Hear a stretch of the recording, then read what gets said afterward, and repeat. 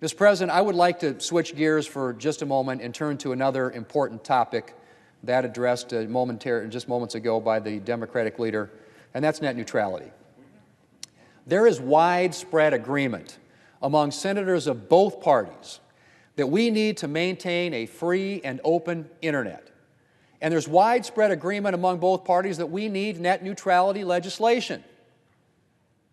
But as with other issues that should be, and technically are, non-controversial, Democrats have decided to take the issue of net neutrality and make it partisan.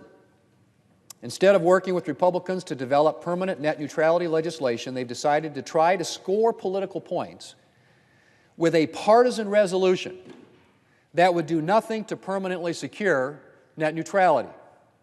Mr. President, for years, the commercial Internet flourished under a light-touch regulatory regime.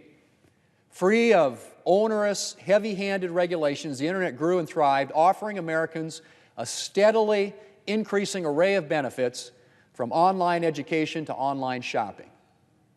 But during the Obama administration, the Federal Communications Commission, on a party-line vote, decided to change the way in which the Internet was regulated. Instead of the regulatory approach that had worked for years, the Obama FCC decided that the Internet should be regulated under a set of regulations that were developed over 80 years ago to manage monopoly telephone services. Think of that, Mr. President.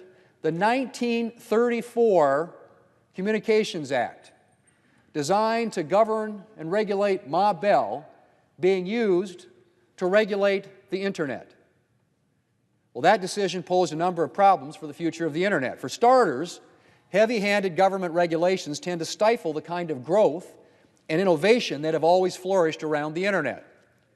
There was also serious reason to be concerned that this new regulatory regime would discourage companies from expanding access to broadband. That's a big concern for my state, where too many individuals still lack reliable Internet service. And in fact, the FCC found that the decision to regulate the Internet under the 1934 telephone regulatory regime has in fact slowed investment, which has restricted the improvement of Internet services for rural Americans, like many that I represent in South Dakota. In response to these problems, the FCC recently decided to restore the light-touch regulatory regime that the Internet had thrived under. Up until 2015, for 2 decades, the Internet was regulated under the light touch. Everybody agreed that was the best approach. Let the Internet grow and flourish and innovate and expand and give more people access to high-speed Internet services. Well, when the FCC decided to change that, it created the opportunity for us to adopt net neutrality legislation to permanently address concerns about blocking, throttling, paid prioritization, and to deal with these concerns under a regulatory regime that's suitable for the 21st century Internet. That's what the FCC did when they went back to what we had for 2 decades prior to 2015. They opened the door to address this in the way in which we should address this. The people's representatives here in Congress, the people are concerned about the blocking of unlawful content on the Internet, about the throttling of Internet speeds. Well, let's lock it into law. Let's put rules for the open Internet into law so that we fully understand and can move forward in a way that doesn't have this constant ambiguity and back and forth from one FCC to the next, or worse yet, spending it in litigation in courtrooms. But instead of moving forward with that approach with Republicans to draft such legislation, the Democrat leadership has decided to try and score political points by pushing a resolution to undo the FCC's decision, even though, Mr. President, undoing this decision will do nothing to provide a permanent solution on net neutrality. And Democrat leaders' decision to pursue this partisan course has stalled conversations that were occurring on a bipartisan basis between members, both sides of the aisle, who have wanted to come together to deal with this issue. I've been engaged in those conversations now for the last 3 years. We were making progress coming together around a legislative solution that would get rid of all this uncertainty and unpredictability and ambiguity and the clouds that hang over this issue and allow open Internet rules to be put into place and allow the Internet to continue to thrive and grow and innovate. Mr. President, for decades, the commercial Internet has been a source of innovation, economic growth, and opportunity. But that growth and opportunity will be stalled and stifled if we keep going the way that we're going. We can't have Internet regulations ping-ponging back and forth from administration to administration, or from year to year, for that matter. That will bring innovation and investment to a standstill, and that is the worst possible thing that you can do for those people across this country, many of whom I represent in South Dakota, who still don't have access to high-speed Internet services. Nobody's going to be interested in taking risks or investing in innovation if they can't predict what the rules will look like a year down the road. The only way to preserve the dynamism of the Internet while also protecting consumers is for Democrats and Republicans to come together on legislation to provide long-term certainty. But for that to happen, Democrats are going to have to rise to the occasion, and they're going to have to stop playing political games to score political points and start focusing on actually legislating. Because you see, this CRA, this Congressional Review Act resolution, is going nowhere. Yeah, they might narrowly get a vote out of the Senate because we have a senator missing here, but it's not going anywhere in the House. It's not going to be signed into law by the President. All it does is prolong this debate that we have, and we could settle that debate once and for all if we're willing to sit down and actually work on a legislative solution. So I hope that once the Democrats have gotten this latest political stunt out of their system, that they'll be willing to come to the table and develop a real solution that will allow the Internet to flourish for generations to come. Mr. President, the Democratic leader who was just down here said the question here is, whose side are you on? Well, I think that's a good question to ask. Because if the question is, whose side are you on, I think the choices are you on the side of big government and heavy-handed regulation that stifles investment in the Internet, stifles innovation, or are you truly for a free and open Internet, a free market, where the Internet continues to thrive and to grow and to provide so many opportunities for people around this country? He said passing the CRA makes economic sense. Well,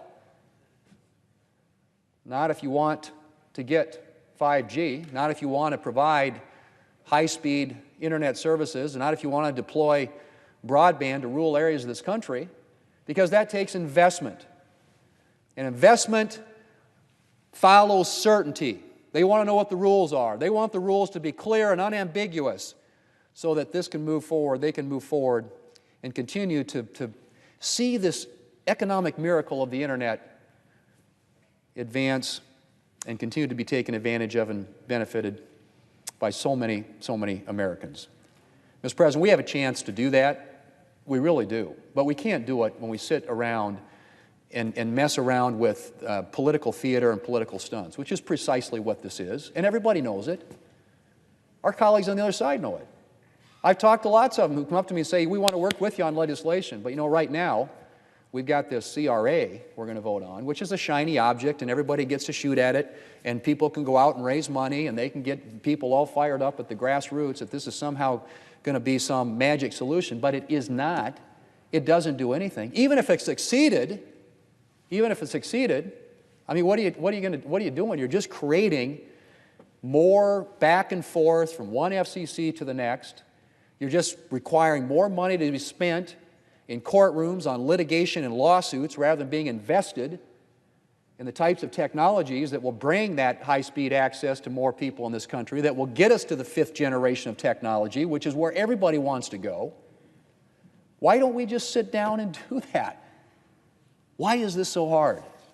Well, it's because people think that there are partisan political points that can be scored by doing this. But remember one thing, too.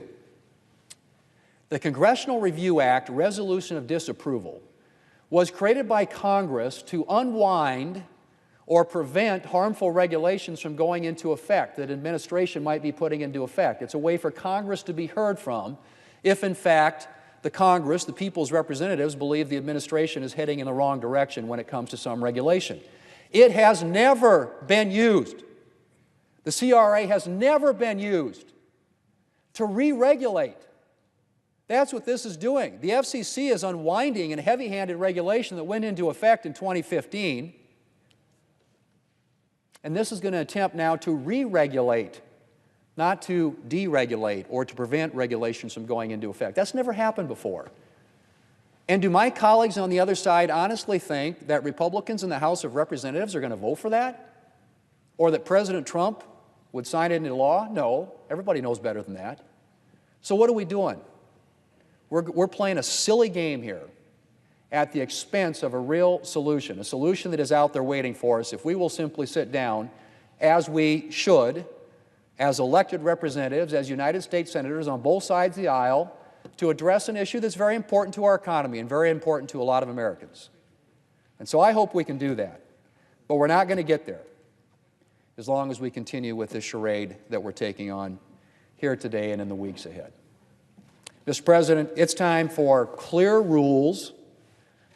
We want an open and free internet that people, investors can invest in, that people can benefit from that investment, and that provides the types of opportunities and gains in productivity and continues the economic miracle that the internet has been for this country. That's what this debate is about. It's pure and simple. It's nothing else. We have a chance to do that, but we can't do it if we continue to play this sort of a game. So I hope that my colleagues who will, at some point, and maybe we'll go through this, maybe we'll have this vote. If we do, maybe they'll win. They might win by a 1-vote margin. It's not going anywhere. We all know that. Let's get serious. Let's get serious on behalf of the American people. If there are legitimate, serious concerns about potential abuses by internet service providers when it comes to throttling speeds or blocking lawful content or any of that sort of thing, paid prioritization, let's address that in law. Let's quit messing around. Let's get to work. Mr. President, I yield the floor.